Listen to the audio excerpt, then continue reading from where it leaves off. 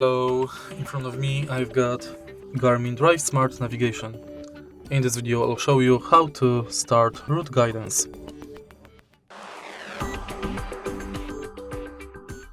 In the beginning, from the homepage, let's select where to.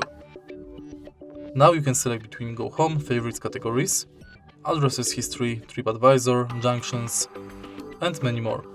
Firstly, let's select Address, and now spell Town.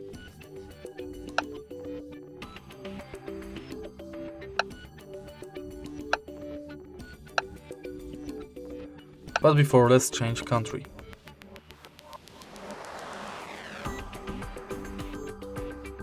Enter street. And now select number. Tap go.